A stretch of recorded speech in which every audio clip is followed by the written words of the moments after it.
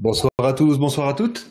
Bienvenue pour l'atelier de découverte de ce soir, un atelier dédié donc à l'assurance vie, comme vous avez pu le voir sur les différents mails et sur le titre qui s'affiche sur les relances. Ravi de vous retrouver ce soir pour un atelier de quasi-rentrée après un été particulièrement, on va dire, calme, tant sur les marchés financiers que sur les différents placements pour ceux qui me suivent et qui nous donc pilotent les derniers mois ensemble. Je vous invite ce soir, du coup, à une séance un petit peu particulière puisque je vais vous démontrer de A jusqu'à Z pourquoi aujourd'hui, alors que j'y étais longtemps réfractaire, pourquoi aujourd'hui j'utilise, voire même je recommande l'usage de l'assurance vie dans nos patrimoines. Alors, le thème de ce soir sera non seulement l'assurance vie en général, mais en particulier vous montrer comment exploiter le potentiel de ce placement afin d'en dégager une vraie rentabilité. Et par vraie rentabilité, j'entends peut-être des mécanismes que certains d'entre vous ne connaissent pas et que je vais vous présenter. Un mot quand même déjà pour vous présenter le plan de la présentation de ce soir. On va faire un schéma entre 45 minutes, 1 heure à peu près. On va aborder la thématique sous deux grandes questions, deux grands angles.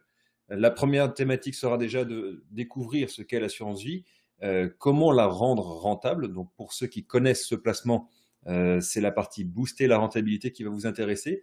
Mais pour ceux qui ne connaissent pas encore, on va commencer par vous présenter l'assurance vie pour comprendre comment elle fonctionne.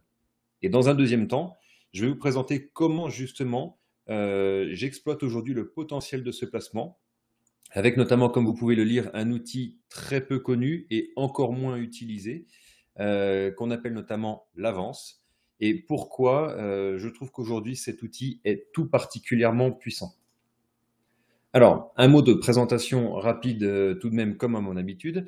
Je m'appelle Thomas Ducret. Quand j'étais enfant, l'histoire que je raconte à chaque fois est celle d'un petit garçon qui tondait la pelouse à la maison pour gagner son argent de poche et payer ses passions, notamment le karting à l'époque. Mes études m'ont amené à devenir pharmacien, acheter une officine, puis la revendre, et aujourd'hui utiliser notamment ce capital en tant qu'investisseur. En parallèle de ça, j'ai donc développé une activité de consultant patrimonial, ce qui fait qu'aujourd'hui, je suis en fait et investisseur d'une part, mais en même temps trader pour mes placements personnels, ou que je présente aux clients que cela intéresse de partir sur la bourse avec moi. Mais en même temps, je suis donc enregistré en tant que consultant patrimonial au registre du commerce. Pour l'anecdote, l'image en dessous du garçon qui tond la pelouse, c'est parce qu'à l'époque, j'avais 12 ans et France Télécom entrait en bourse et ce fut mon tout premier investissement fort profitable qui m'a démontré qu'on n'était pas obligé de tondre plus la pelouse que ce qu'on devrait, ce que ma mère n'a pas aimé que je fasse. Elle a vu mon petit manège. Je tondais plus souvent que de rigueur pour pouvoir justement arrondir mes fins de mois. On a investi ensemble sur France Télécom et c'est là que j'ai fait mes premières recettes en bourse et que depuis, je n'ai jamais quitté ce premier amour. Pour l'anecdote, c'est absolument pas pour fanfaronner, mais bien pour préciser quelle est la philosophie derrière tant les placements que je fais à titre personnel que les recommandations que je donne à mes clients. L'idée est d'accompagner les gens à transformer les gains qu'on va réaliser entre guillemets dans le virtuel, c'est-à-dire dans nos placements. Ce sont les chiffres qu'on observe sur nos comptes en général maintenant sur Internet. Donc c'est de transformer vos gains virtuels dans le réel. Les placements et autres approches que j'ai pratiquées ces dernières années m'ont permis de réaliser des grands rêves. Et donc les photos que vous voyez sont certains souvenirs de vacances ou souvenirs de belles expériences, notamment la dernière en date sur le catamaran d'un ami. On a eu l'occasion de traverser l'Atlantique ensemble et c'était fort incroyable. Je vous le recommande. C'est un magnifique sport, la voile. Bon, pour terminer, tout simplement, puisque certains d'entre vous me l'ont encore demandé récemment, un petit topo simple sur mon parcours de formation et mon statut juridique. Donc, pour la partie trading, ceux qui me connaissent savent que c'est mes premiers amours. Ceux qui connaissent reconnaîtront forcément certains noms. Pour la partie consultant patrimonial, je réinvite certains à consulter le registre notamment de l'ORIAS, sous lequel je suis enregistré en tant que IOBSP et MIA. Certains d'entre vous m'ont demandé pourquoi ce numéro et autres. Je vous invite simplement à aller sur les sites et à vérifier que justement j'ai bien les habilitations et je suis bien enregistré sur tel ou tel registre national. Voilà, ça c'était pour la présentation rapide, pour la partie légale et juridique. Pour ce qui nous intéresse ce soir, attaquons directement dans le vif du sujet, comment rendre une assurance vie rentable, parce que c'est effectivement possible. Prenons l'assurance vie, prenons le thème par son commencement. Qu'est-ce qu'une assurance vie? Ça se résume en 2 mots. Une assurance vie est une enveloppe fiscale. Fin. Une enveloppe, par définition, c'est un contenant, en général vide, ce qui signifie qu'on peut mettre à l'intérieur ce que l'on souhaite, en tout cas ce qui tient à l'intérieur. Fiscal, pourquoi fiscal? Tout simplement, ça signifie qu'il y a donc un cadre fiscal qui s'applique en particulier à cette enveloppe qu'est l'assurance vie. Et donc, dans le cas qui nous intéresse aujourd'hui, c'est d'aller trouver comment mettre à notre avantage l'avantage fiscal que propose l'assurance vie. Donc, les avantages de l'assurance vie ne sont pas que fiscaux, il y en a quelques autres. Je vais les passer en revue rapidement avec vous et on va s'attarder par contre sur la partie fiscale. Déjà, dans un premier temps, l'assurance vie, c'est un placement qui est particulièrement souple et qui offre beaucoup de liberté.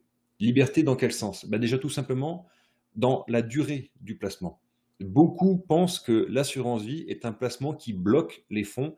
Je souhaite ce soir tordre le cou à cette idée reçue. C'est totalement faux. L'assurance vie, vous pouvez déposer le jour J des fonds sur ce support et les récupérer dans les semaines qui suivent. Il n'y a absolument aucune contre-indication à cela. Je dis ça parce que notamment certains d'entre vous me disent que les fonds sont bloqués pendant 5 ans, pendant 8 ans. C'est absolument faux. Il n'y a pas de contrat d'assurance vie qui vous engage sur une durée de la sorte ou qui vous bloque sur vos retraits. Il peut y avoir des conditions particulières sur 5 ans ou sur 8 ans. En l'état, vous avez un placement à durée libre. Également, vous avez donc des versements libres et sans plafond. Vous pouvez strictement déposer quand vous voulez, ce que vous voulez et du montant que vous le voulez.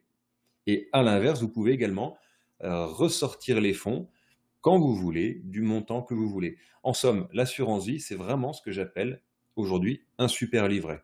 On voit l'appellation super livret des fois dans les offres de livrets en ligne. Pour moi, c'est l'assurance vie qui caractérise vraiment cette appellation de super livret. Alors, pour la partie souplesse, l'assurance vie est un support d'investissement souple. Alors, le terme est vraiment choisi tout à fait particulièrement puisque dans assurance vie, il y a assurance. L'assurance vie est un contrat d'assurance au même titre que votre assurance de véhicule. C'est juste que la destination première de ce placement, qu'est l'assurance, de ce contrat, qui est un contrat d'assurance, a été détourné pour en devenir en fait un contrat d'épargne. Donc, c'est un contrat qui permet beaucoup de souplesse. Sans rentrer dans les détails, aujourd'hui, les formes qui nous intéressent de souplesse, c'est notamment quelles sont les grandes possibilités, quelles sont les grandes raisons d'investir sur un contrat d'assurance vie. Elles sont somme toute assez simples.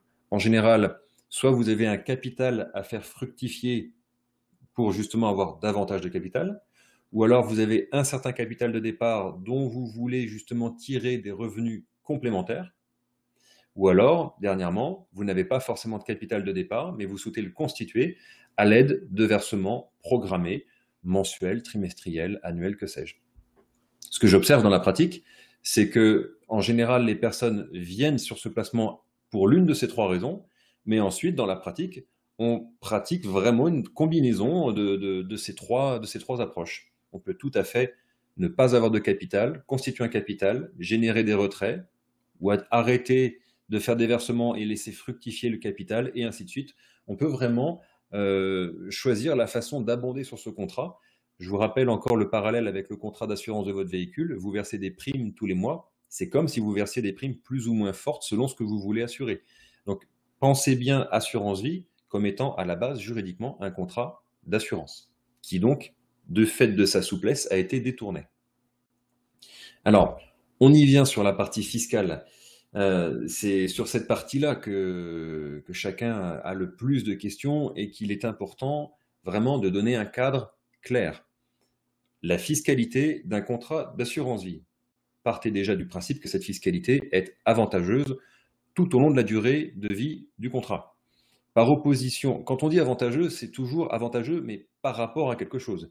Donc là, en l'état, c'est avantageux, plus avantageux, par exemple, qu'un compte bancaire. Un compte bancaire, quand vous générez des revenus, des intérêts, ces revenus sont fiscalisés. Dans une assurance vie, tant que vous ne retirez pas les fonds, il n'y a pas d'impôt sur le revenu des intérêts qui ont été générés annuellement. Alors, juste une petite parenthèse, pour ceux qui comprennent, et on y reviendra un petit peu plus loin, il y aura par contre uniquement des prélèvements sociaux, ce n'est pas de l'impôt sur le revenu, c'est bien les prélèvements sociaux sur la partie de fonds euros de votre contrat. On y reviendra plus tard. Pour ceux qui ne connaissent pas, gardez les questions pour la suite. Donc, cette fiscalité s'applique notamment lors des retraits, et lors des retraits, la fiscalité ne s'applique que sur la part d'intérêt que vous rachetez, car quand vous faites un rachat, il y a une part d'intérêt et une part de capital dans le montant que vous allez racheter. Donc bien évidemment, le capital que vous avez déposé et que vous êtes en train de racheter n'est pas imposé, seuls les intérêts le sont. Voyez l'exemple suivant. Admettons que nous disposons d'un contrat d'assurance vie avec un capital de 100 000 euros et que ces 100 000 euros, ce contrat génère 5% par an. Admettons. Cela signifie qu'on est en train de générer 5 000 euros d'intérêt par an. Si vous aviez l'équivalent à la banque, ce qui ne doit pas exister, en tout cas pas à ma connaissance, un contrat, enfin en tout cas un placement, un livret sur lequel vous pouvez mettre 100 000 euros et qui génère 5%.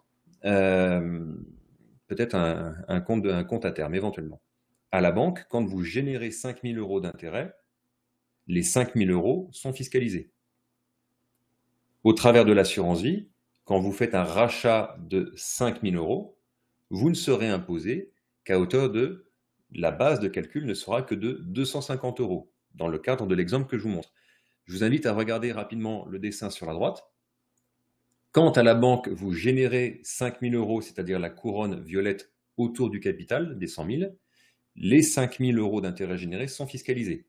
Dans votre contrat d'assurance vie, si vous faites un rachat de 5 000 euros, il va donc y avoir le camembert en haut à droite, une part de capital racheté et une part d'intérêt. La part d'intérêt dans le cas présent, dans le cas que je vous propose, la part d'intérêt représente, avec le calcul que vous avez en dessous, très exactement 238 euros. Donc en fait, vous serez fiscalisé, l'assiette de calcul sera de 238 euros, auxquels viendront du coup s'appliquer des barèmes. Quels sont d'ailleurs du coup les barèmes qu'on va retrouver sur la fiscalité d'un retrait dans une assurance vie? C'est très simple et ça peut se schématiser en une seule page. Ce contrat d'assurance vie, comme je vous ai dit, vous pouvez placer à l'instant T et récupérer des fonds à n'importe quel moment. Si vous faites un rachat entre le jour J de l'ouverture de votre contrat et la date anniversaire des 4 ans, le prélèvement forfaitaire libératoire, ce qu'on appelle donc le PFL, c'est-à-dire un prélèvement forfaitaire qui vous libère de l'impôt, on va vous taxer à 35% sur la part des intérêts. Si vous faites le même rachat entre le 4e anniversaire de votre contrat et son 8e anniversaire, ce prélèvement diminue à 15%. Et si vous faites ces rachats au-delà des 8 ans, alors le prélèvement forfaitaire tombe à 7,5%, avec notamment un crédit d'impôt de 7,5% dans la limite de 4 600 euros d'intérêt racheté. Donc, je vous passe le détail de ce crédit d'impôt. Comprenez simplement qu'au-delà de 8 ans, l'assurance vie est ce qu'on appelle défiscalisée, puisque vous n'êtes plus qu'à 7,5%, par opposition aux 35 de départ, c'est quasiment quand même 5 fois moins. S'ajoute à cela, en plus, un crédit d'impôt qui fait que dans la mesure de 4 600 euros d'intérêt que vous allez racheter, donc seulement la part d'intérêt, ça veut dire des rachats beaucoup plus gros que 4 600 euros, alors ce prélèvement forfaitaire vous donne droit à un crédit d'impôt, dans la mesure des 4 600 euros d'intérêt rachetés. Vous voyez la deuxième ligne où j'ai précisé IR, c'est-à-dire impôt sur le revenu. Vous pouvez choisir, en fait, à chaque retrait sur votre contrat d'assurance vie, vous pouvez choisir le format d'imposition que vous souhaitez y appliquer.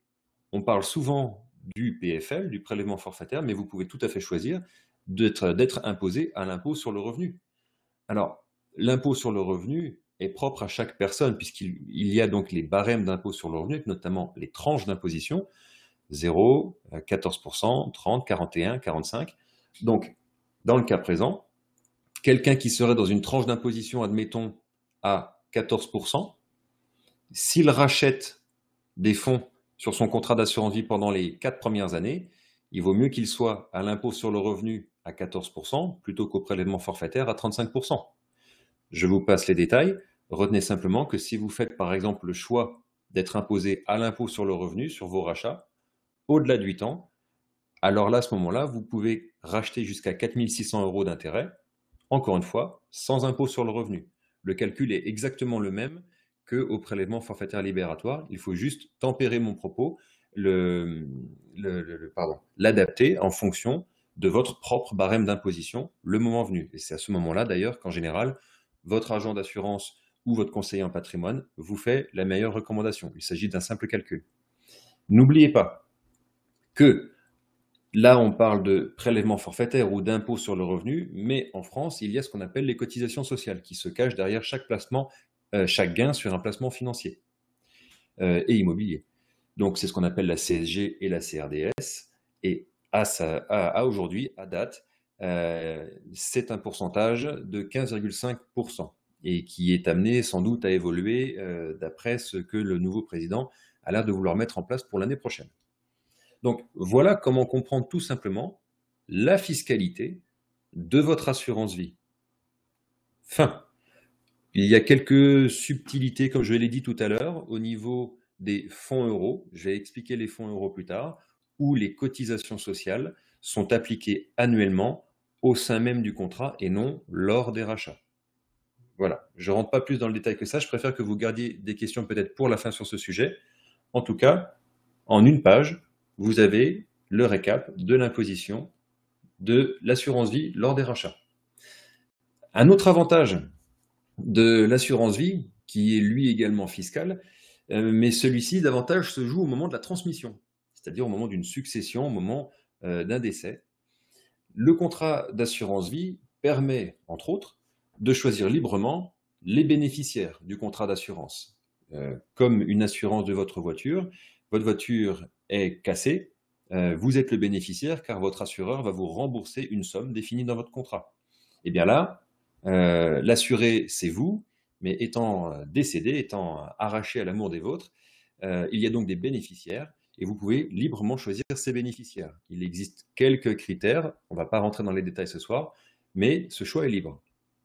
De plus, il existe un abattement de 152 500 € par bénéficiaire dans la mesure où vous avez capitalisé cette somme avant vos 70 ans par les versements, par les dépôts.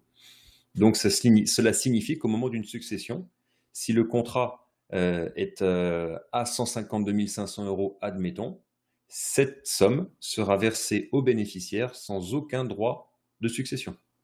On va faire un exemple, somme toute très simple.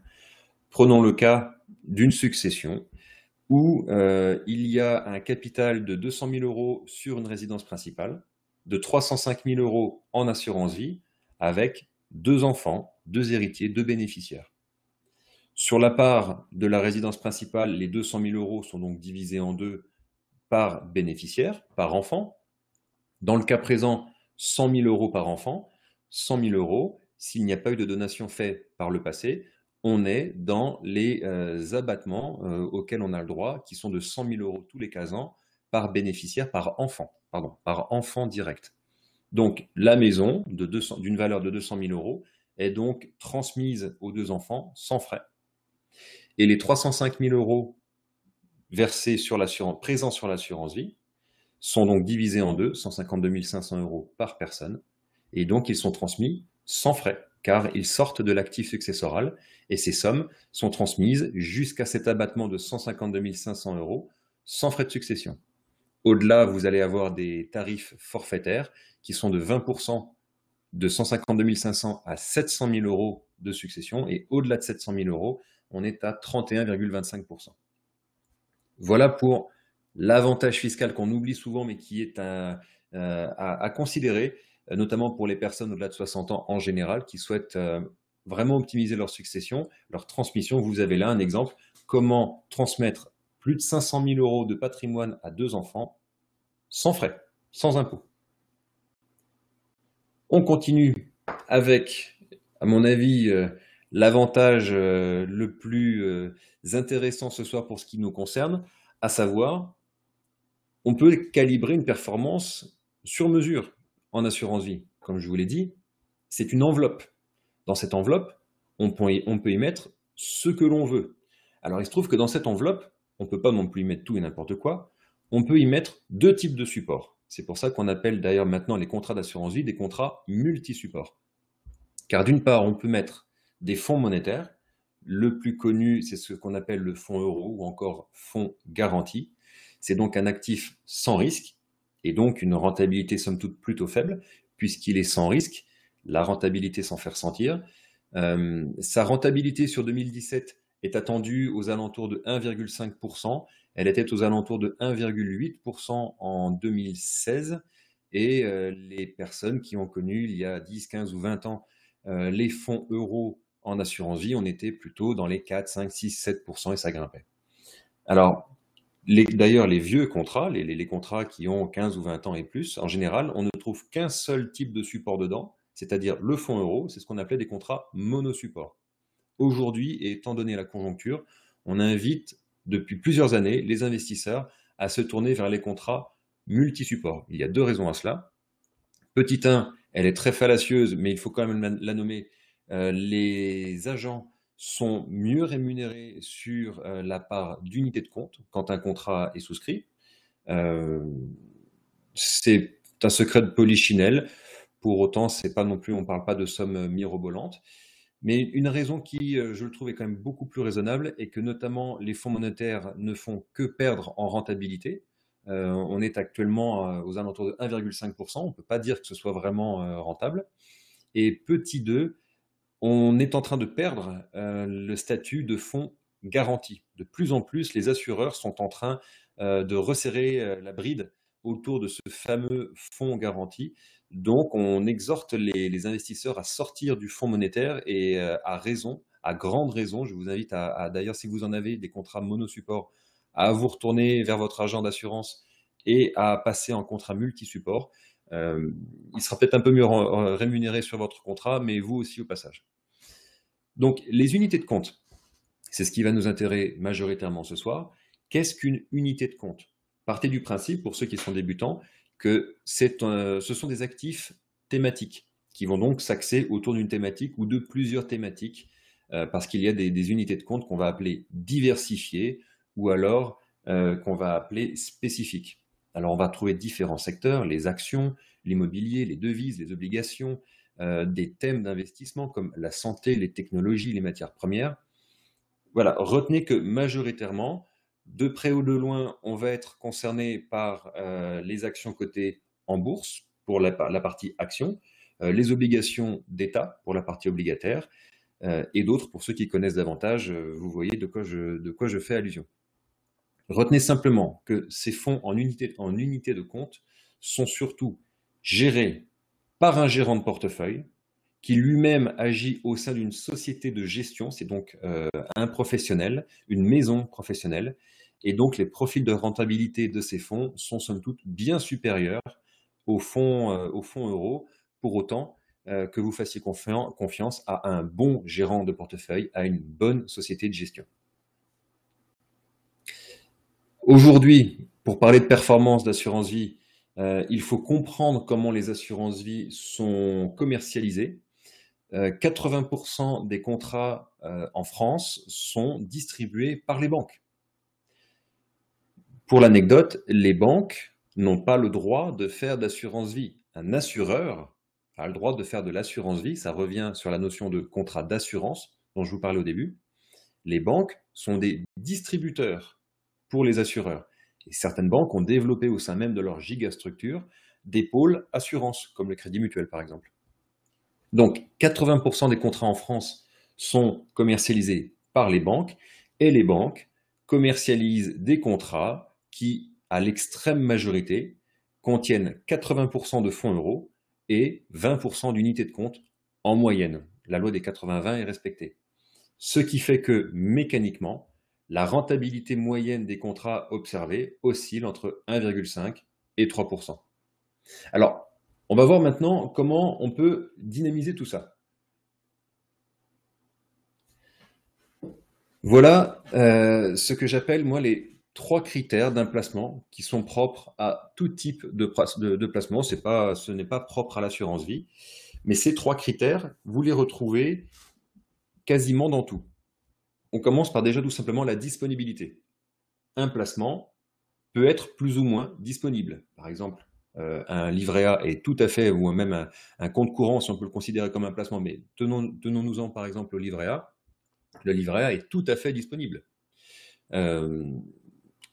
Avoir des biens immobiliers, par définition, vos biens sont immobiles, donc beaucoup moins disponibles. La sécurité. On a parlé tout à l'heure de fonds euros, de fonds garantis. Il y a des placements qui sont très sûrs et d'autres qui sont beaucoup plus douteux. Et pour finir, bien sûr, la rentabilité. Des placements plus ou moins rentables. Et donc, ces 3 critères, selon comment vous placez le curseur plus vers l'un ou vers l'autre, ce sont juste 3 critères qui s'équilibrent la majeure partie du temps entre eux. Il n'y a pas de recette miracle, c'est un tabouret à 3 pieds. Donc, c'est avec ces fameux 3 critères qu'on va pouvoir adapter la performance dans ce qui nous intéresse d'un contrat d'assurance vie, mais c'est avec ces 3 critères qu'on va adapter la performance d'un placement. À titre de comparaison, je vous parlais du livret A de l'immobilier. Le livret A est un placement qui est tout à fait disponible et absolument sécuritaire, puisque vous disposez des fonds quand vous le voulez. Vous avez le plafond des 22 000 et quelques euros qui est tout à fait sécurisé à la banque. Ils ne sont pas perdables. Par contre, par définition, du coup, le pilier de la rentabilité s'effondre. Par opposition, l'immobilier, c'est là que vous voyez que la disponibilité a totalement, quasiment disparu, parce que pour vendre de l'immobilier, il faut un certain délai. Pour ceux qui d'entre vous sont passés par là, par la vente d'un bien immobilier, vous savez très bien que sous plusieurs mois, une vente se réalise, elle ne se réalise pas dans la semaine en général. La sécurité d'un placement immobilier, j'ai un petit peu réduit la case, parce que la sécurité d'un placement immobilier peut être plus ou moins douteuse selon les locataires, selon le financement que vous avez obtenu, selon le fait qu'il y ait ou pas un accident que vous fassiez jouer des assurances. En tout cas, le profil de sécurité est variable. Tout ça pourquoi? Pour justement aller chercher de la rentabilité. On baisse certains critères pour en augmenter d'autres. Dans le cas de l'assurance vie, je commence par le profil de l'assurance vie qui est proposé par les banques. C'est un profil qui est très sécuritaire, puisque vous avez un ratio fonds euros unité de compte de 80-20. Donc, vous êtes très sécuritaire, mais vous n'êtes pas rentable. C'est ce qu'on a vu entre 1,5 environ, 1,5 et 3%. La disponibilité, c'est la disponibilité de l'assurance vie. Une demande de rachat, vous avez les fonds en général sous 5 à 10 jours sur votre compte, la disponibilité est toute relative. Par opposition au profil d'assurance vie que je recommande, que je pratique tant à titre personnel pour mes placements que pour mes clients, on a absolument le même profil de disponibilité, puisqu'on est sur le même type de contrat, c'est de l'assurance vie.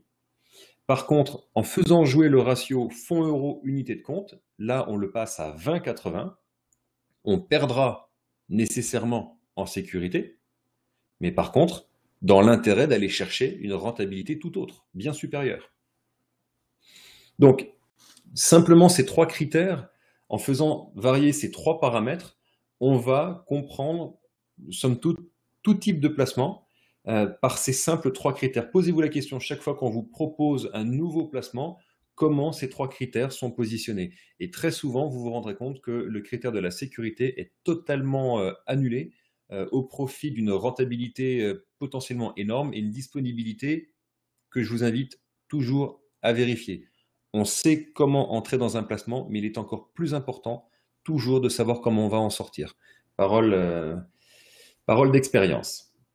Alors, revenons du coup maintenant sur ce que j'appelle les 3 piliers d'un placement gagnant. Ceux d'entre vous qui me suivent ont déjà vu que j'ai expliqué cette approche. Je l'applique depuis le début, je me l'applique, et on peut faire beaucoup de parallèles. Ce que j'appelle les 3 piliers d'un placement gagnant, c'est la longévité, la régularité et la diversité. On va faire un parallèle très, très vulgaire, mais somme toute, ça serait une bonne image. Dans le schéma d'un parcours de carrière de quelqu'un qui se lance, plus la personne sera longtemps dans son secteur, dans sa société, plus son expérience va augmenter. La régularité, j'aime à croire en général que quelqu'un va au travail entre 4 et 6 jours par semaine, donc il se présente très souvent au travail.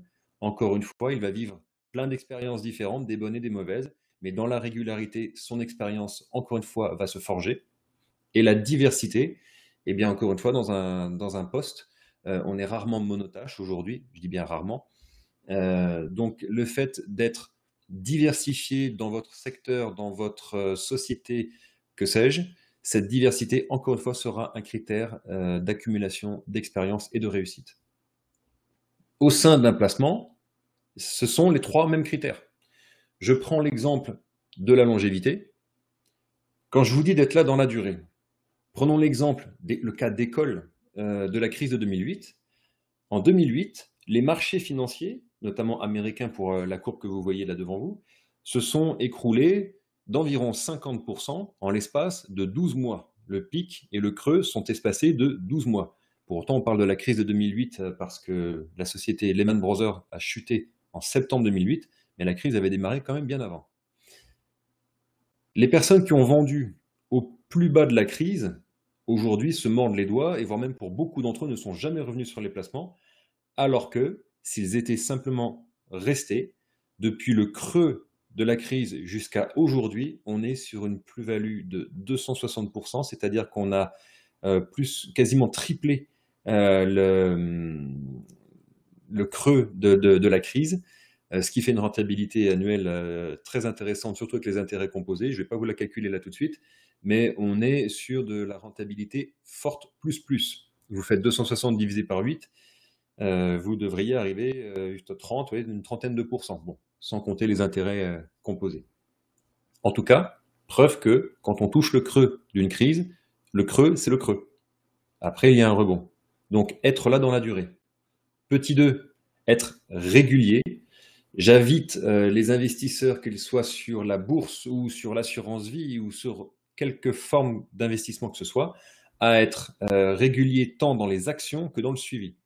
Typiquement, dans le contrat d'assurance vie, j'exhorte mes clients à pratiquer des versements réguliers. Non pas pour continuer de rémunérer le conseiller, mais bien pour entrer à tout type de configuration de moment sur les marchés. Vous voyez très bien qu'en entrant fin 2017, début 2018, mi-2018, début 2009, mi-2009, vous avez totalement lissé votre point d'entrée. Et donc effectivement, cette mécanique d'être régulier, par exemple, de faire des actions régulières, d'abonder sur un contrat, c'est un gage de sécurité. En bourse, par exemple, on ne vient pas réabonder forcément sur nos contrats, mais en tout cas, on travaille au moins tous les mois, si ce n'est 2 fois par mois. Donc, on retrouve cette régularité sur les placements. Encore une fois, celui qui a fait des versements programmés durant la phase de la crise de 2008, aujourd'hui, comme le font certains de mes clients, comme je leur fais faire, on est en train de prendre les bénéfices, parce que là, peut-être, on est sur un très très haut de marché, donc on prend nos bénéfices. Et puis, dernièrement, la diversité. Alors, vous connaissez tous l'adage qui dit qu'on ne met pas tous ses œufs dans le même panier, merci. Donc, une simple observation, vous avez la ligne bleue, la courbe bleue qui est la même que celle des pages précédentes, c'est toujours le marché action, notamment américain, mais vous voyez que la ligne rouge, qui est celle du marché obligataire, sur l'année 2008, elle a fait le schéma inverse. Voire même, si vous observez au fil des 10 dernières années comment ces deux courbes se sont comportées, elles se sont comportées quasiment de façon inverse, mais pour autant avec une tendance haussière pour les deux. Ce qui signifie qu'une simple diversification sur 2 secteurs, notamment en 2008, aurait permis d'éviter le pire pour nombre d'investisseurs. Juste la compréhension de cette allocation de secteurs qui est très connue, quand les marchés actions chute, quand il y a de la peur sur les actions, les gros investisseurs se tournent vers le marché obligataire et vice-versa. Entre autres, c'est une des mécaniques qui existent. C'est comme ça que dans l'allocation de portefeuille, c'est-à-dire la répartition de l'épargne dans les contrats, c'est comme ça que je dynamise fortement la rentabilité de mon contrat, de mon portefeuille type, puisque je vais aller chercher 5 secteurs qui s'équilibrent les uns les autres. On a vu un instant obligations et actions qui, mis face à face, en fait, s'équilibrent, voire même, si on les mettait 50-50, ont une tendance haussière. On a le cash, le fameux fonds euro, et à cela, j'ajoute l'immobilier et les actifs tangibles. Donc l'immobilier, je ne vais pas vous le détailler, vous voyez ce que ça signifie. Les actifs tangibles, on va parler là de matières premières. En général, les investisseurs, quand on leur dit matières premières, actifs tangibles, ils vont penser tout de suite à l'or, à l'argent. Les plus spéciaux d'entre eux vont aller regarder le platine, le cuivre, le sucre, le cacao. Moi, personnellement, dans mon actif, dans le cadre de l'assurance vie, j'aime notamment suivre le marché de l'eau, qui est un marché très intéressant comme le marché du bois. Je vous invite à y jeter un œil de près. Donc, cette répartition, je vous en ai tiré une synthèse aujourd'hui, cet après-midi. Vous voyez que ce profil de portefeuille, alors je suis désolé, je n'ai pas les outils pour remonter encore plus loin en arrière dans les historiques, mais vous voyez que la performance sur 12 mois, 36 mois et 60 mois, c'est-à-dire 1, 3 et 5 ans, oscille de près ou de loin entre 6 et 7%. Avec, sur la partie un petit peu plus à droite, une volatilité, c'est-à-dire des fluctuations tout à fait contenues, une volatilité très faible, inférieure même à la rentabilité sur un an, c'est-à-dire que le contrat est relativement lisse, relativement stable, avec la plus grosse chute sur les 3 dernières années, ce qu'on appelle le drawdown en anglais. Sur les 3 dernières années, la plus grosse chute, me semble-t-il, c'était donc sur le début d'année 2016. On a eu un micro-crack et donc il y a eu une chute du portefeuille d'environ 8,37%. Donc cette allocation répartie en 5 secteurs, ces 5 secteurs, je vous invite à les regarder de près dans vos contrats d'assurance vie et à les appliquer. Alors, pour synthétiser ce qu'on vient de voir et retenir l'essentiel. Déjà, tout simplement, investissez dans la durée. Ceux qui sont là pour placer et être millionnaires le mois prochain, très bien, mais c'est pas ici. En investissant dans la durée, qu'est-ce qui va se passer? Vous allez observer la force des intérêts composés. Une citation célèbre d'Albert Einstein disait que c'était sûrement l'arme de destruction massive la plus impressionnante, c'est-à-dire les intérêts composés. C'est une force très importante, surtout dans la durée. Warren Buffett, l'homme, en tout cas un des hommes les plus riches du monde, est devenu millionnaire plutôt sur le tard, à partir de ses 50 ans. Et depuis ça, sa fortune ne fait que se décupler, tout simplement, et beaucoup dû à la force des intérêts composés. En investissant dans la durée, vous passez au travers des crises majeures et également, la corollaire, vous surfez les hausses. Donc investissez, soyez là dans la durée. Dites-vous que vous êtes là encore dans 5 ans, dans 10 ans, dans 30 ans. Tout le monde a une perspective encore large devant vous. Appliquez-la dans vos placements. Soyez régulier, c'est-à-dire entrez de façon fractionnée sur les marchés, notamment avec le biais des versements programmés ou des versements complémentaires ou en allant chercher différents placements à différents moments de votre vie. Et surtout, pensez à bien piloter au moins, au minimum, une fois par année, vos placements. Si ce n'est pas par des versements programmés, au moins assurez-vous de la pérennité de votre placement, de l'équilibre de votre allocation patrimoniale. Et puis pour terminer, se diversifier, c'est-à-dire utiliser des supports, bien évidemment, qui soient rentables dans la durée et qui, et là c'est la particularité de l'allocation que je recommande, et qui s'équilibrent les uns par rapport aux autres. Les obligations, on les met face aux actions, et les actifs tangibles, on les met face à l'immobilier. Je vous rappelle qu'en 2008, c'était notamment la crise de ce qu'on appelle les subprimes, c'est-à-dire des crédits donnés à des personnes qui n'étaient pas solvables, notamment sur des crédits de maison. Et donc, comme le marché immobilier a baissé à cette période-là, il y a eu un krach immobilier. L'immobilier s'est effondré en même temps que les actions. Donc, actions et immobilier ont tendance à être plutôt corrélés, et ils sont inversement corrélés aux actifs tangibles et aux obligations qui sont plutôt des actifs de support, des actifs défensifs. Bon, nous avons vu déjà dans les grandes lignes comment fonctionne une assurance vie, comment dynamiser sa rentabilité. Je vous invite maintenant à voir avec moi comment j'exploite réellement le potentiel d'une assurance vie. Et on ne va pas forcément parler de rentabilité. Tout simplement déjà, question, connaissez-vous l'avance? Les statistiques veulent que parmi les personnes présentes ce soir ou qui nous regarderont en replay, moins d'une personne sur 5 en a entendu parler et moins d'une personne sur 100 la pratique. Une avance dans un contrat d'assurance vie, c'est un prêt consenti à l'assuré, c'est-à-dire vous, la personne qui a bondé au contrat, qui êtes l'assuré. C'est un prêt consenti à l'assuré par la compagnie d'assurance. Comprenez donc que l'assureur, l'assurance, va vous prêter de l'argent, mais cet argent, c'est vous-même qui l'avez déjà déposé auparavant. Donc, vous allez payer des intérêts sur ce prêt, et vous allez me dire, mais alors du coup, quel est l'intérêt de payer des intérêts sur de l'argent que je possède déjà?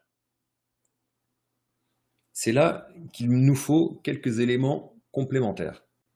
Déjà, par prêt, il faut comprendre que c'est un prêt in fine. Donc, un prêt in fine, pour les novices, c'est un prêt sur lequel, durant toute la vie du prêt, on ne va payer que des intérêts. Typiquement, sur un prêt immobilier, tous les mois, on va payer des intérêts. Et on est tenu de rembourser le capital d'un coup à la fin, d'où le nom in fine.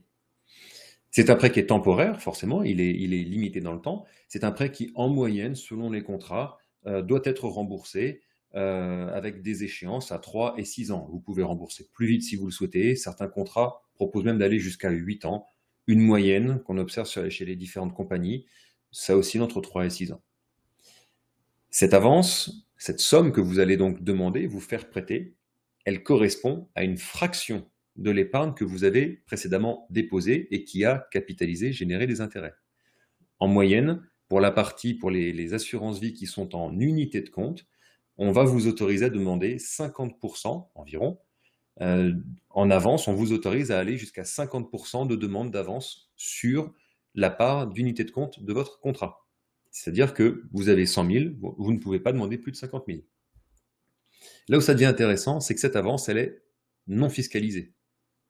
Il n'y a pas d'impôt sur le revenu, sur les sommes qu'on va vous avancer, puisqu'en fait, vous ne faites que récupérer temporairement, avec un coût, des sommes que vous avez vous-même déposées. Alors vous allez me dire, il y a des intérêts quand même qui ont été générés. Oui, mais vous payez déjà vous-même un intérêt sur ce prêt. Donc il n'y a pas d'impôt à demander une avance sur un contrat d'assurance vie. Ensuite, un autre point, et non des moindres, c'est qu'il n'y a aucune contrainte, comme pour un prêt immobilier par exemple, on va vous demander un questionnaire de santé, de présenter toutes vos fiches de salaire, vos 2 dernières feuilles d'imposition, le détail de vos placements, et un délai, une demande de prêt. C'est très long, tout ça non. Dans le cas d'une avance, ça s'obtient sur simple demande. C'est un papier que vous envoyez, que vous signez.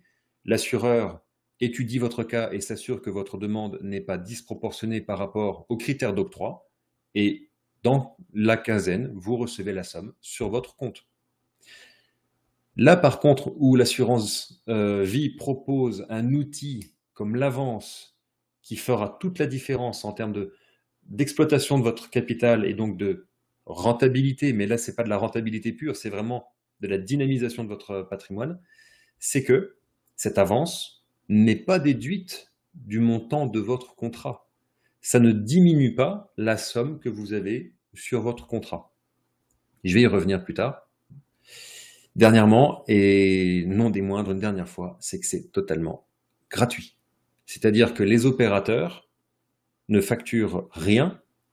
Il n'y a pas de frais de main-d'œuvre, on va dire, à cette avance. Il n'y a pas d'autres frais que les intérêts que vous allez payer. C'est-à-dire qu'en fait, vous allez juste coûter du temps à votre conseiller, à votre assureur, à votre banquier, à lui demander une avance.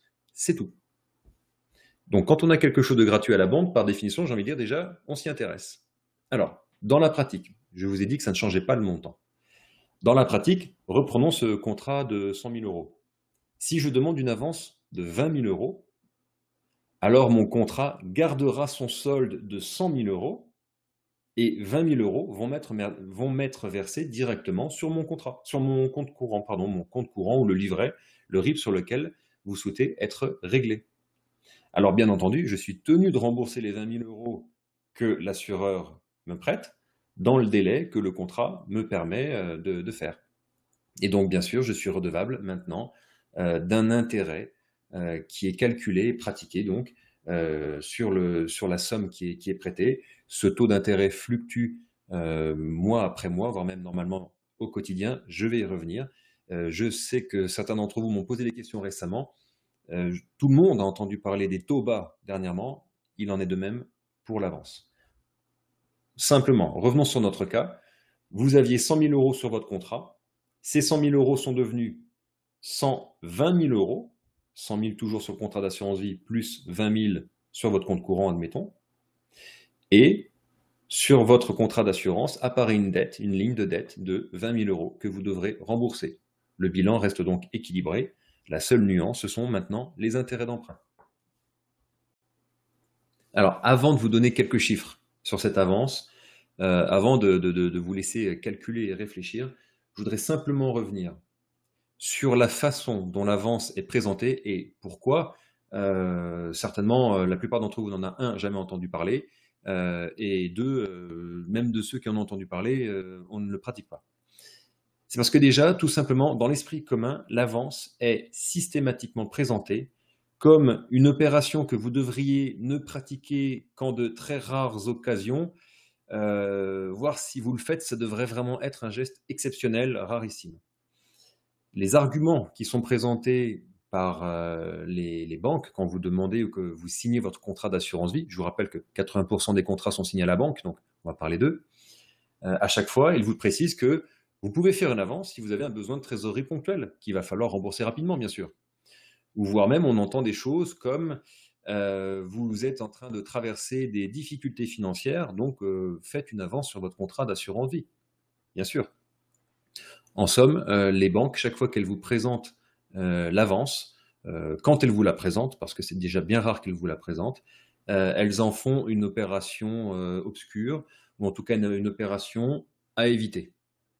C'est là que je voudrais vous présenter quand même le point de départ de ma réflexion sur ces fameuses avances et pourquoi en France ce n'est pas pratiqué, pourquoi comme des pays anglo-saxons, c'est littéralement, elles font littéralement l'objet de stratégies d'investissement très poussées qui chez nous ne sont pas pratiquées. Pour ça, il faut qu'on remette dans le contexte l'avance par rapport aux banques et aux assurances. Une banque est rémunérée quand elle propose un crédit parce que les intérêts du crédit qu'elle vous facture lui sont payés. Donc, elle va préférer une forme d'endettement pour ses clients qui lui est rémunératrice. Par opposition, une banque, comme je vous l'ai dit, elle n'est pas rémunérée quand elle pratique une avance. Cela signifie que, déjà, c'est une opération gratuite, qu'elle ne vous facture pas, en prime. Les intérêts que vous allez payer pour rembourser votre avance sont payés à qui? Non pas à la banque, mais à l'assureur, puisque l'assurance vie ne peut être détenue que par une assurance. Et c'est pour ça, encore une fois, que certaines banques ont développé des pôles assurance, parce qu'il y a énormément d'argent à récupérer de ce côté-là. Donc, les assureurs mettent en avant l'avance, puisque les intérêts qu'ils touchent constituent un résultat pour eux. Donc, s'ils touchent davantage de recettes, car ils font des avances, eh bien, vous participez à la pérennisation de cet assureur et donc à la rémunération, entre autres, des contrats de type fonds euros qui ne font que baisser en rentabilité parce que du coup les assureurs payent de leur poche maintenant la rentabilité des fonds euros. Mais ça, on y reviendra peut-être plus tard dans le cadre des questions-réponses. Donc, retenez bien, les assurances vie sont à 80% commercialisées par les banques. Donc, vous voyez où je veux en venir. L'assurance, la compagnie d'assurance, qui elle apparemment ne distribue que les 20% restants, ne communique pas beaucoup là-dessus, mais je vous invite à regarder quand une compagnie d'assurance fait une vidéo ou une brochure en faveur de l'avance, vous verrez que eux, au contraire, sont très, très, très encourageants, voire même expliquent qu'il peut y avoir un intérêt à plutôt faire une avance que de faire un crédit, voire même de faire un rachat sur le contrat. Alors, bon, on a donné le cadre, je vous ai donné les raisons pour lesquelles je m'y suis intéressé, le point de départ de la réflexion. Parlons peu, mais parlons chiffres, sans pour autant nous faire des nœuds à la tête. On va prendre un exemple simple pour commencer. On reprend ce fameux contrat à 100 000 euros placé à 5%. Ces 100 000 euros, s'ils sont placés à 5%, génèrent donc 5 000 euros d'intérêt par an. Je demande une avance de 20 000 euros. Admettons que le taux de l'avance à ce moment-là soit de 3%, ce qui est peu ou prou la réalité actuellement. Mes 100 000 euros continueront de générer 5 000 euros d'intérêt par an. Et les 20 000 euros que j'ai donc en dette désormais, eux vont me coûter 600 euros d'intérêt par an. Vous vous rendez bien compte que du coup, le coût de l'avance, au final, n'impacte quasiment pas la rentabilité de votre contrat, ou si peu. Je vous rappelle que vous disposez quand même maintenant de 20 000 euros à côté. Si ces fameux 20 000 euros, vous les placez à nouveau sur quelque chose de rentable, vous décuplez tout.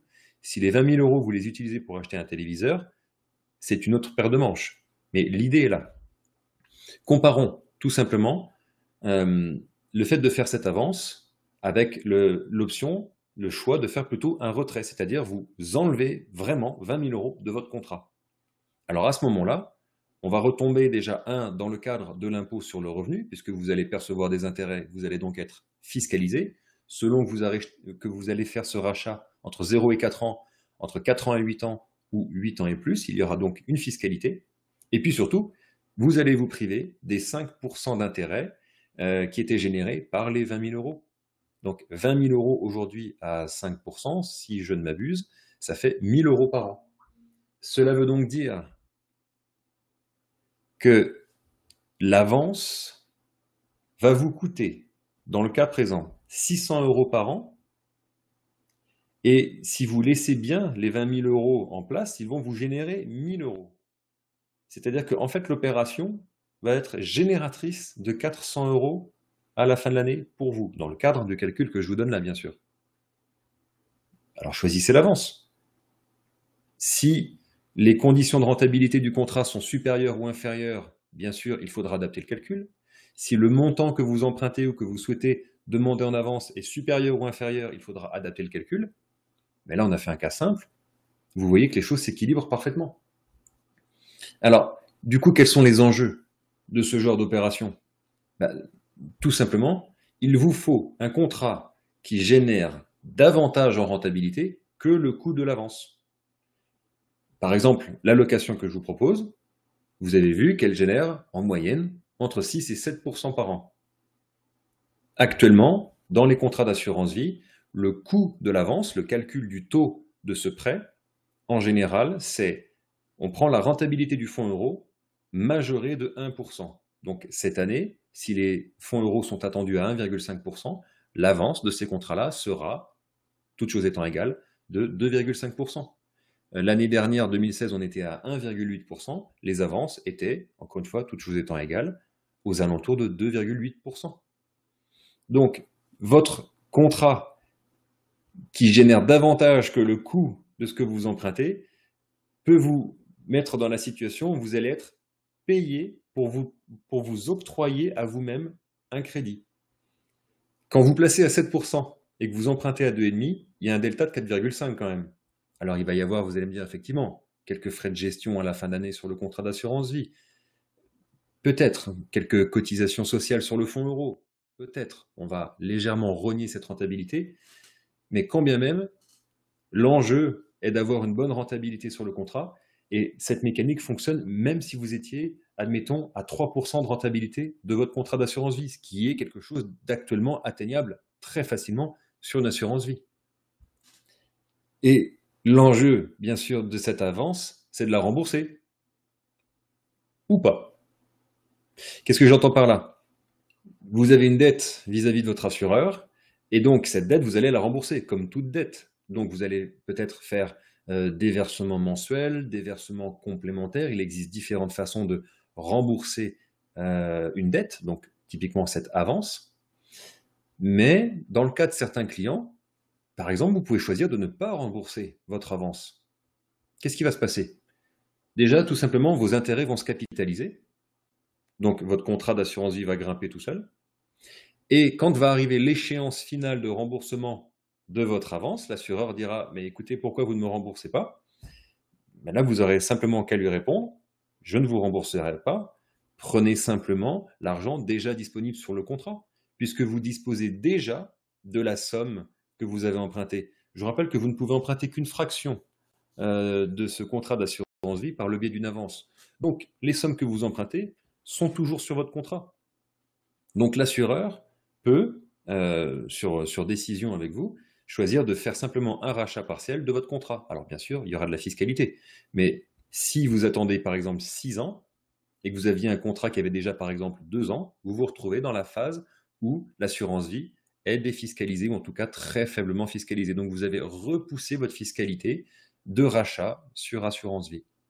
Donc, certaines personnes, on invite certains de nos clients à, par exemple, ne pas rembourser leur contrat d'assurance vie, leur avance sur assurance vie, tout simplement pour ne pas avoir de flux financier. Ils n'ont comme ça, eux, dans leur quotidien, rien n'a changé, leurs placements restent les mêmes et vous n'avez fait aucune opération, aucun mouvement financier.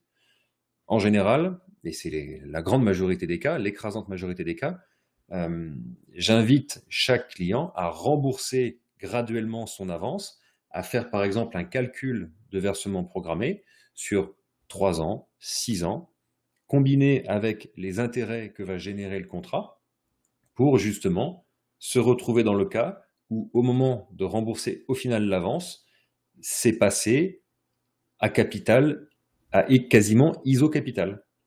Alors, bon, vous allez me dire, d'accord, là, ça fait beaucoup d'idées d'un coup. Il va falloir creuser un peu le sujet.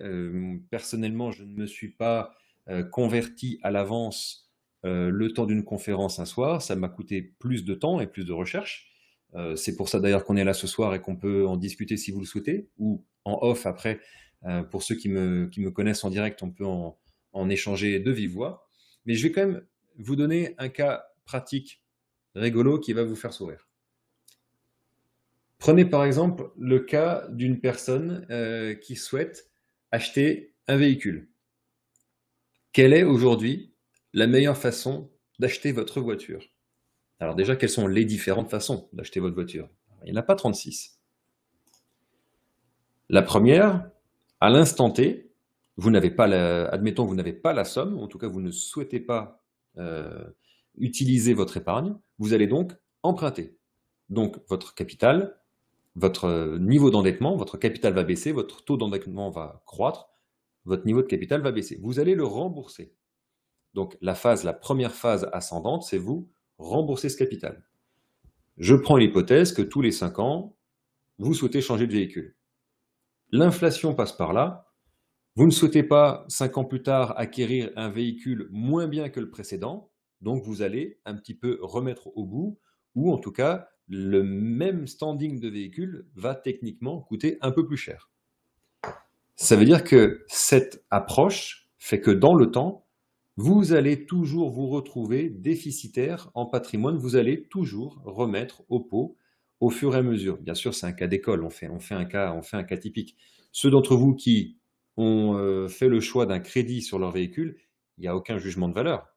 La seule utilité de la diapositive que je vous montre là, c'est de vous montrer quelle est mathématiquement la finalité de ce raisonnement.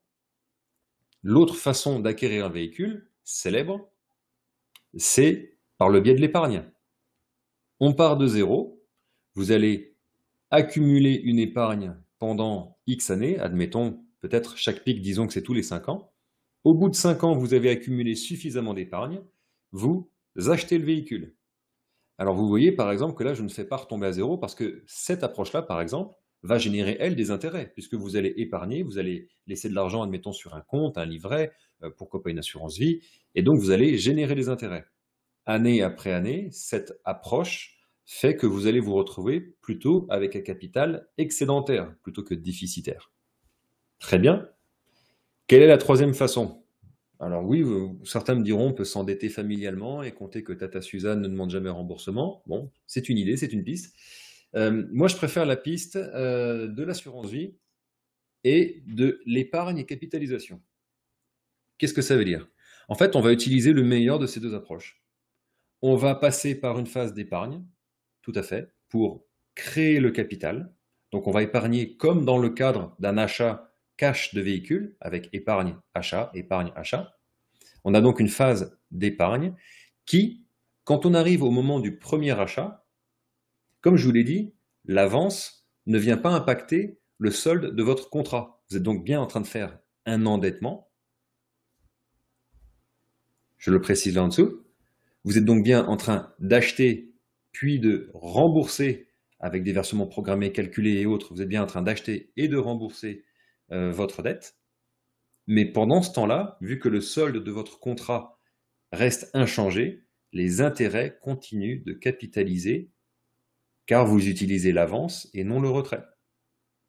Et là, mathématiquement, votre courbe d'épargne, de patrimoine, se mettra sur une pente ascendante peu ou prou du montant des intérêts de votre contrat. Après, il va y avoir des frais de versement sur le contrat, il va y avoir des petits ajustements, bien sûr. Mais dans la théorie, sur le calcul, quand on part de zéro, la mécanique tient la route. Elle tient même carrément la route. Mais elle n'est pas très présentée en France car on va préférer vous vendre un crédit consommation plutôt que de vous dire que les 40 000 euros que vous avez en assurance vie, que vous avez accumulés pendant les 15 dernières années parce qu'il ne fallait pas toucher le contrat pendant 10 ans, ben, ils sont en train de générer 1,5 ou 2% d'intérêt par an et, somme toute, ces sommes d'argent ne vous servent à rien. Et bien là, voici vraiment une façon d'exploiter votre épargne à votre propre profit. Alors, allons un petit peu plus loin. Imaginez par exemple, premier cas, que vous utilisez cette avance pour faire un apport dans le cadre de l'acquisition de votre résidence principale. On a eu le cas absolument récemment, début juillet, pour une cliente qui, avec un contrat d'assurance vie bien garni, alors qu'elle était non empruntable, la banque ne la suivait pas sur son projet d'achat parce que c'était une personne déjà endettée. La banque lui a refusé le crédit et donc cette personne, adulte, qui n'avait plus de résidence principale, se voyait privée de l'achat d'une maison qui était en plus un vrai coup de cœur. Et donc, en simplement lui expliquant comment dynamiser son patrimoine, qui était un patrimoine important, on a pu, par le biais d'une avance de environ 140 000 euros, on a pu lui faire acheter sa maison, lui faire obtenir un petit bout de crédit à la banque, et non plus sur la somme globale, mais sur un petit montant. Là, la banque l'a suivi pour un petit montant. Et donc, cette personne, aujourd'hui, est propriétaire d'une très belle résidence principale. Mais imaginez aussi que vous puissiez utiliser cette avance pour financer, par exemple, des sommes plus modestes. Un voyage, un achat plaisir, une voiture. Pour autant, ça vous permettra de ne pas toucher votre épargne liquide, votre trésorerie directement à disposition. Pourtant, vous avez peut-être ce contrat d'assurance vie qui dort ou qui est là, qui existe depuis un certain temps, ou alors vous souhaitez utiliser cette mécanique et donc constituer un pool, ce que j'appelle un pool monétaire, dans un contrat d'assurance vie pour pouvoir utiliser ce genre de mécanique. Dans un autre registre, certaines personnes me demandent par exemple qu'on utilise l'avance pour réaliser un apport dans le cadre d'une acquisition d'un bien immobilier locatif. Et alors là, vous prenez une dimension toute nouvelle, puisque on va dire qu'en général, le cas que j'ai en tête, le client que j'ai en tête, fait des acquisitions de biens immobiliers dont la rentabilité oscille entre 8 et 12%. Alors, son endettement est très important aux yeux de la banque, puisque à chaque fois, il se réendette. Il a besoin parfois de montrer un peu patte blanche auprès de sa banque et donc de faire des petits apports, typiquement les frais de notaire, les frais de dossier, les frais de garantie. Et donc, plutôt que de prendre de sa poche ou de son cash, tout simplement, une somme relativement modeste, par exemple avec 20 000 euros sur l'assurance vie, on peut aller chercher jusqu'à 10 000 euros d'avance. Avec 10 000 euros d'avance, vous pouvez acheter de l'immobilier et faire de l'apport. C'est-à-dire que vous faites de l'avance qui va vous coûter, j'arrondis, ce prêt va vous coûter 3% pour vous permettre d'acquérir un bien qui génère entre 8 et 12%. Le delta est énorme. Donc, encore une fois, un axe de développement. Et puis, bon, un qui me fait sourire, imaginez que certains, pour ne pas les citer, utilisent cette méthode pour rembourser des crédits immobiliers, pour ainsi se désendetter et pouvoir emprunter à nouveau à la banque. Parce que, donc vous l'aurez compris, c'est mon cas personnel, entre autres, j'utilise cette mécanique dans cette perspective-là. Entre autres, la banque ne prend pas, en tout cas, je ne peux pas dire que ce soit... est-ce que c'est une volonté ou un critère chez eux, je ne sais pas, mais ne prend pas en compte les avances. Elle devrait le faire. Mon avis sur le papier, elle devrait le faire, mais si vous avez un conseiller qui passe peut-être un peu rapidement sur les documents et qui déjà lui-même ne connaît pas l'avance parce qu'il ne la pratique pas et il ne la recommande pas, ils oublient complètement qu'il y a des avances sur votre contrat. Alors, il faut bien sûr calculer votre coût pour ne pas vous exposer et ne pas prendre trop de risques. Pour autant, vous pourriez avoir du cash sur votre compte, du cash que vous avez rapatrié par le biais d'une avance, et que votre banque vous dise OK, moi je veux bien prendre ça comme un apport ou autre. Donc, voici les cas typiques. Alors j'ai envie de vous dire maintenant, arrêtez d'imaginer, j'ai marqué imaginer à chaque fois parce que tous ces cas que vous avez là sont des cas réels, sont des cas rencontrés ou des cas même pratiqués à titre personnel. Donc arrêtez d'imaginer, dites-vous que vous pouvez tout simplement passer à l'action parce que nombre d'entre vous ce soir ou sur le replay, nombre d'entre vous, je le sais, ont une assurance vie, pour certains avec des sommes rondelettes dessus. Utilisez, allez tout de suite demander à votre banquier si cette mécanique existe. Malheureusement, l'avance n'existe pas sur les contrats les plus anciens. Typiquement, si vous aviez un vieux contrat d'assurance vie, quand je dis vieux, c'est qui aurait plus de 15 ou 20 ans, les vieux contrats en général ne proposent pas forcément cette mécanique-là, elle n'est pas disponible. Pour autant, il y a d'autres grands avantages à disposer d'un contrat d'assurance vie qui a plus de 15 ans, plus de 20 ans, pour d'autres raisons qu'on ne va pas détailler ici. Mais sachez que ces outils, ces mécaniques sont très facilement, sont très facilement à disposition dans les contrats actuels d'assurance vie. Donc, voilà la question que j'ai envie de vous poser ce soir, c'est du coup, aujourd'hui, si vous êtes là ce soir à m'écouter ou si vous m'écoutez sur le replay, qu'est-ce qui fait que vous écoutez cette conférence? Quels sont vos projets?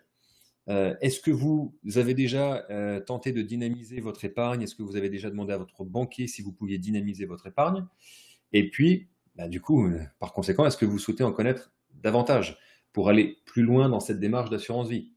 Comme je vous l'ai dit, je sais que nombre de personnes ici présentes ce soir et d'autres ont déjà des sommes. Je vous invite à les demander à votre banquier. Ce qu'il vous recommande, quels sont les angles que vous pourriez développer, du moment que votre contrat d'assurance vie propose une avance. Je sais que certains d'entre vous ce soir regardent les assurances vie que j'appelle les assurances vie gratuites disponibles en ligne aujourd'hui sur Internet. Pour autant que vous sachiez faire une allocation d'actifs, allez utiliser ces supports d'investissement. Pour les personnes qui veulent aller plus loin et qui ne savent pas forcément par quel bout y prendre ou qui veulent développer cette approche, écoutez, il y a une séance de questions-réponses là qui va s'ouvrir.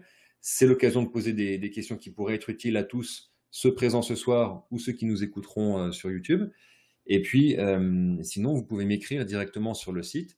Il y a un onglet sur investisseurtortue.com, il y a un onglet Me contacter. Vous pouvez tout simplement me laisser un message pour me poser une question. Si vous avez un point en particulier à soulever que vous ne souhaitez pas soulever ce soir en public.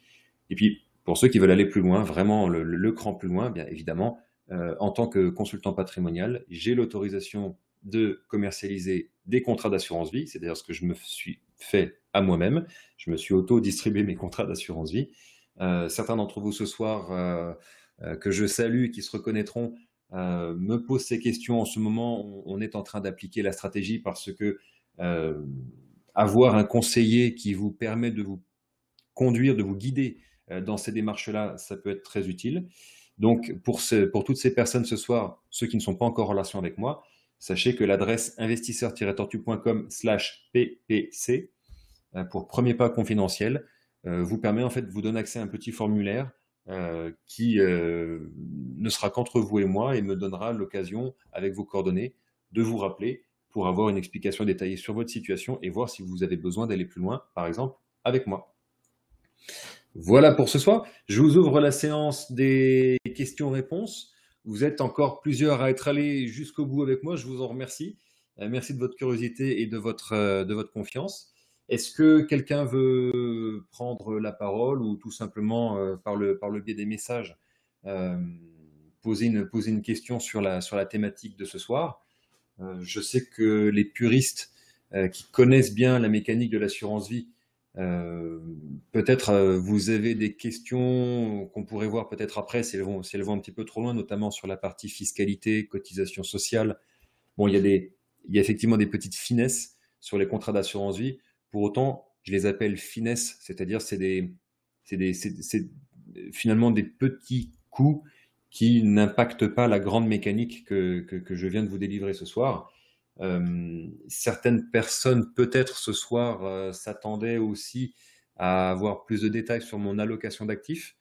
Il va de soi, comme je vous l'ai dit, les personnes ici présentes ont déjà des contrats d'assurance vie, ou d'autres me l'ont dit, ne souhaitent pas passer par moi et souhaitent piloter le contrat eux-mêmes avec des contrats typiquement Fortuneo, Boursorama et autres, je ne les connais pas tous, parce que il n'y a pas de frais d'entrée, il n'y a pas de frais de gestion, il y a rien, voilà, c'est des contrats gratuits, je ne sais pas comment ils font pour se rémunérer. Pour autant, c'est à vous de faire tout le travail, de choisir l'allocation.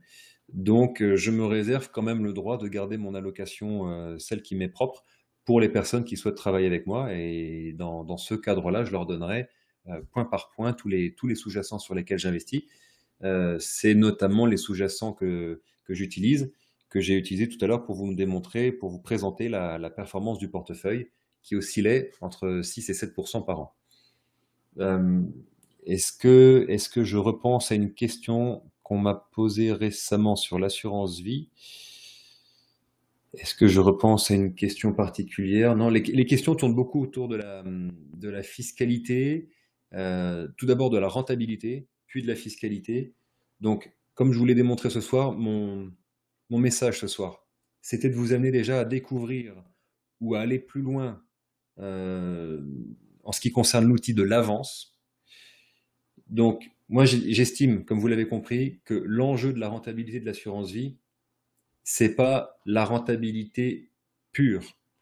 Le contrat que je vous ai présenté, il y a encore quelques mois de ça, grâce au Brexit de l'année dernière, l'arrivée de Donald Trump, l'élection d'Emmanuel Macron et tous ces événements-là, la rentabilité annualisée du contrat est montée jusqu'à 15% à l'instant T. C'était même d'ailleurs trop. Mais les sécurités se sont toutes activées, les secteurs se sont contrebalancés les uns les autres, et donc la rentabilité du contrat est montée jusqu'à 15% à l'instant T. Donc du coup, là, la rentabilité est revenue dans les clous. On est bien revenu, je crois, à 6,5. J'ai plus le chiffre en tête, il était affiché tout à l'heure. On est aux alentours de 6,5. Du coup, moi, un des enjeux ce soir, ce n'est pas de vous préciser d'aller chercher de la rentabilité pure. L'idée, c'est d'aller chercher de la rentabilité, si possible supérieure au coût de l'avance. Aller aujourd'hui chercher du 3% de rentabilité, c'est vraiment à la portée de tout le monde. Je vais donner une petite astuce à ceux qui sont restés jusqu'ici avec nous ce soir pour cette conférence. Simplement en utilisant l'immobilier dans vos contrats d'assurance vie, vous assure, année après année, sur les dernières années, une rentabilité supérieure à 4%. C'est-à-dire que vous choisissez les unités de compte immobilières, les SCPI pour ne pas les citer, et vous pouvez obtenir directement, instantanément, une rentabilité de 4% et plus sans effort. Donc il y a des critères, il faut connaître, il faut aller chercher ces sous-jacents, et donc il est très facile de dépasser les 3% de taux d'intérêt de l'avance. Sachez que le taux de l'avance, comme il est corrélé au taux du fonds euro, vous entendez que les taux sont peut-être un peu en train de remonter, ce qui est petit à petit le cas. Les taux d'emprunt bancaires sont en train de remonter, donc les taux d'emprunt des particuliers pour l'immobilier et autres sont en train petit à petit de remonter.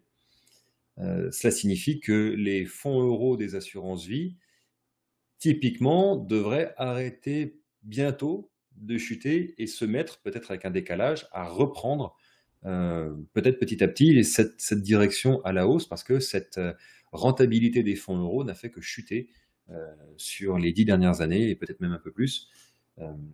Donc c'est pour ça qu'il faut sortir de ce fonds euro, car sa rentabilité est intrinsèquement inférieure au coût de l'avance, qui est donc de 1 point en général sur les contrats d'assurance vie.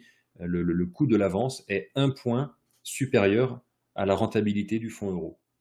Donc quand les fonds euros reprendront la direction vers le nord, l'avance va coûter de plus en plus cher. Mais si le fonds euro regrimpe, c'est que l'économie va bien. Donc c'est qu'on aura un environnement rentables, des unités de compte, des fonds euros. Et donc tout ça, c'est une mécanique qui s'équilibre. Encore une fois, les marchés financiers sont un gigantesque poumon avec des phases d'inspiration et d'expiration, des phases d'expansion et de contraction. Donc les conditions actuelles font que les taux sont très très bas parce que notamment l'économie a fortement rebondi depuis la crise de 2008. On a parlé tout à l'heure d'une hausse de 260%. Et mes clients qui, pour certains, sont là ce soir ou, je le sais, écouteront le replay parce qu'ils sont intéressés par l'avance, mes clients savent que même à aujourd'hui, à date, l'allocation que je viens de vous présenter, j'ai même déjà un petit peu tendance à la resserrer du côté des deux actifs, trois si on compte le cash, mais donc les deux actifs obligataires et tangibles qui ont tendance à être inversement corrélés aux actions. On est peut-être sur un très très haut de marché en ce moment, donc on baisse un petit peu l'exposition action et on augmente un petit peu l'exposition obligation. Pardonnez-moi les puristes ce soir qui connaissent ce genre de mécanique. Il y a bien sûr d'autres mécaniques sous-jacentes à tout ça, mais pour autant, si on prend une position de recul vis-à-vis de tout ça, c'est une démarche qui fonctionne, qui a moult fois prouvé sa pertinence et sa robustesse, et qui de toute façon correspond à une réalité. Quand les marchés actions sont en train de baisser, l'argent ne se vaporise pas, l'argent ne disparaît pas, les cotations des entreprises baissent, il y a donc moins d'argent sur les cotations des entreprises, mais l'argent ne s'est pas évaporé, puisque dans une transaction, il y a toujours un acheteur et un vendeur. Donc quand dans les crises les gens vendent, il y a bien quelqu'un qui achète, et le vendeur, le capital qu'il a réalisé, il le met ailleurs, il ne le met pas dans l'atmosphère. Donc en fait, il y a des déplacements de fonds, des grandes mouvances, des grands déplacements de fonds. Et donc, parmi les célèbres, les connus, c'est celui que je vous ai présenté tout à l'heure. Quand il y a de la crainte sur les marchés actions, alors le marché obligataire a tendance à reprendre du poil de la bête, notamment les obligations d'État, par opposition aux obligations corporate, c'est-à-dire les obligations d'entreprise. Voilà. Bon, alors je vois que vous vous êtes tous précipités sur vos claviers. Donc, je vous laisse encore le bénéfice du doute, le temps de boire une gorgée d'eau pour voir si quelqu'un veut présenter un cas ou poser une question. Et puis, bah, écoutez, sinon, je vous remercie jusqu'ici d'être resté avec moi pendant ces 1h20 de conférence. Vous le voyez, on est un peu débordé sur les 60 minutes que je m'étais donné. Comme quoi, encore une fois, quand on aime, on ne compte pas. Donc, bien écoutez, je prends ma gorgée. Voilà. Et comme personne n'a fait de remarques ce soir, je pense que donc apparemment, soit j'ai répondu à toutes les réponses, ce qui serait bien étonnant, mais c'est peut-être le cas, soit effectivement, je vous ai peut-être aussi un peu assommé de toutes ces informations, ça fait beaucoup d'un coup. Donc n'hésitez pas à prendre contact au travers du site, au travers du formulaire que je vous ai présenté si vous voulez entrer plus dans les détails de votre cas particulier, si ça mérite une consultation ensemble. Pour la parenthèse, cette première consultation, c'est un appel informel entre nous. Il n'y a rien de tarifé, c'est une présentation. Si on doit aller plus loin, je vous expliquerai comment je fonctionne.